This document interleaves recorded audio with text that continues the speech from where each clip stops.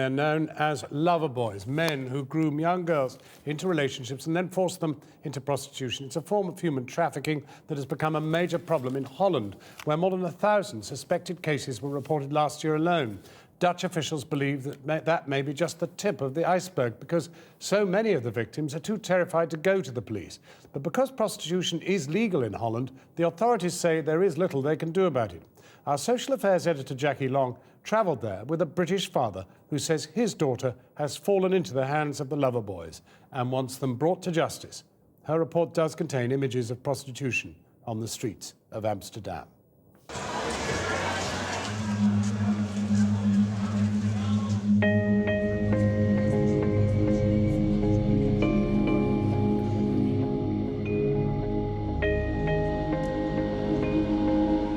The bright, shiny face of prostitution. Amsterdam, capital of the European sex industry. It's totally legitimate, a tourist attraction. He raped me and he beat me that night. At one point I was ready to die. But through some of these windows lies a murkier world of girls groomed, beaten and brutalized into selling themselves for sex.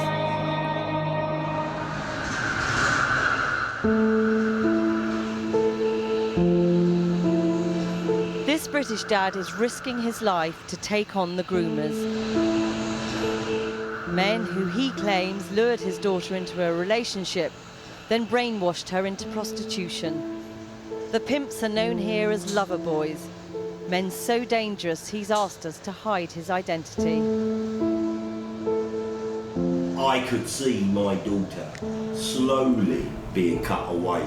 It's indescribable. It's the next thing to losing your daughter.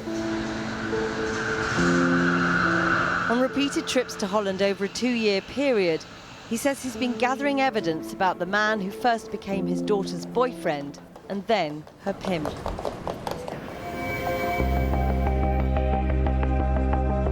He says the man who's groomed his daughter is part of a well-known criminal family, one of whom already convicted of human trafficking, with established connections to drugs and guns.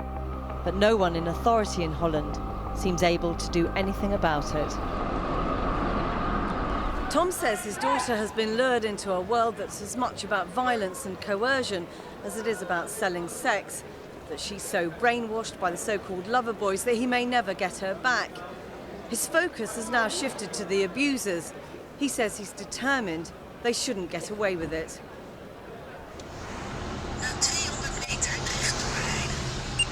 Jacques Smits is a private detective. Tom hired him to find Sonia and obtain evidence against the Loverboys. 18 months ago, he tracked her down to the red light district in The Hague. I put her on surveillance to see what happens, and she lived in a hotel in the Chinese district in Den Haag. It's a very bad district, close to the Holland Street. The Holland Street is the street where the red windows are. Girls are sitting behind the windows to give their body for sex. But the thing is that Tom is convinced, and you are convinced that she is not doing this of her own choice. And how have you come to that? When she goes out of the hotel, directly one of these guys is there. She can't go into the supermarket by herself. Always one of these guys around. And that's the line of work for these guys. Protect her, she can't leave, she can't go out for herself, she can't run away to France, South America, whatever. Because she makes money. But last summer, Tom's daughter did escape to this safe house near Amsterdam. All the girls here have fled from Loverboys and often years of enforced prostitution. The aim is to break the physical and psychological grip of the abusers. I was 18 years old when it all started. I met a boy and I fell in love with him. Elena's story is typical. The boy she fell in love with had her raped by a group of men within weeks. From that moment on, he was in control. What you do, what you drink, what you eat, what you think, even though what you are dreaming about, they control everything. because they text message you before you go to sleep, so you take that in with you in your dreams.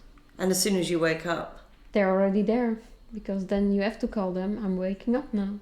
You started to look like him, because you don't understand your own feelings anymore, but even his feelings. And then if he is angry, you start to get angry as well. If he is hurt, then you're hurt. It's like you are a clone of him. That's how you can deal with it. That's the only way to survive. There will be lots of people who say, well, why didn't you run away? Why didn't you go to the police? What made you think you really didn't have a choice? He had a gun on his body, so yeah, I could run, but then he would shoot me. And so Elena worked for him as a prostitute for 2 years, her cloning of the lover boy complete, when she began drawing in new girls to be abused, becoming a lover girl herself. The first girl I made contact on the bar, I was talking with her, and she was telling me how crappy life she had. And I said to her, I know this story, it's like mine. She was really happy that she had somebody to talk to. But you knew what you were doing, didn't you? They told me what to do. She got in the house and they took her to the bedroom, and there she was raped by them. And he was sitting next to me, and I couldn't hear her I could hear her screaming, and I was thinking, a couple of years ago, that was me.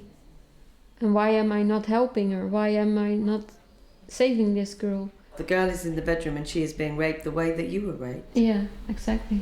€20 geboden. Anita de Wit runs the safe house. She says Sonia stayed with her for 3 weeks, but after the lover boys threatened to take her younger sister, she left. She says Tom is right. Sonia is a victim of a dangerous criminal gang. Ja, absoluut. Yes, definitely. He's definitely right about that, because she's not the only girl. I've seen more victims working throughout the whole country. Sonia has now vanished. Tom knows she's alive, but nothing more. The police have investigated, but say without her cooperation, they can do nothing. Jack. Leaving Tom increasingly frustrated and desperate to find justice himself. You need proof. How many times do I have to tell this, Tom? You need proof. As long as the victim keeps the mouth shut, there is no case. If the victim is too frightened or intimidated to give evidence, you say you have no case. Is that how the law works? It's as simple as that. Yeah, the same in the UK. So from a criminal, same in Germany. From a criminal organisation's point of view, they simply need to silence the victim, and they can operate with impunity. You know what happens with girls who don't shut their mouth? They're gonna be killed. And they know. And that's the major problem. Cindy endured life in the grip of a lover boy for nearly 8 years.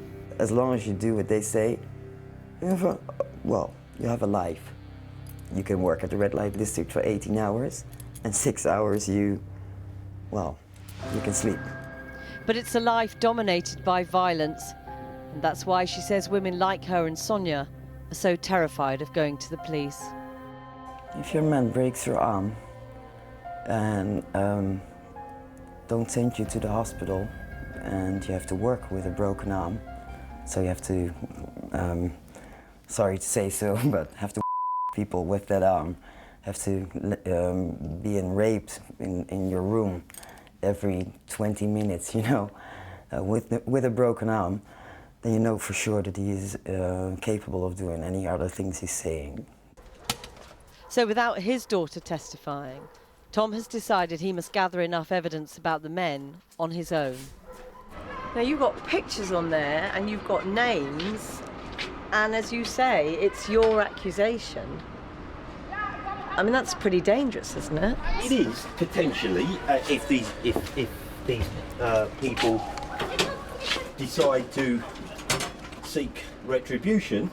But the alternative is to do exactly what they want me to do, which is nothing. And I'm not a brave man.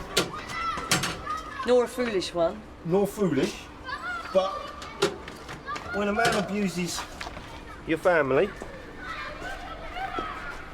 you've got very little choice.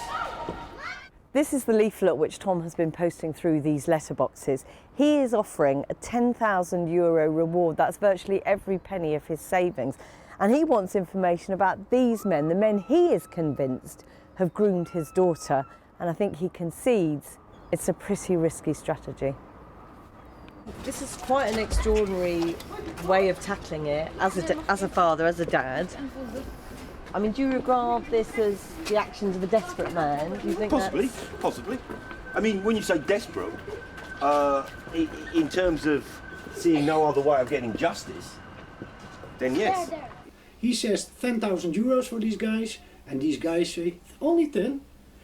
We say 50,000 for your head. I sure hope for Tom he doesn't end with a bullet in his head. Tom can now only wait to see if his plan brings any new leads. He still hasn't heard from his daughter. Jackie Long reporting.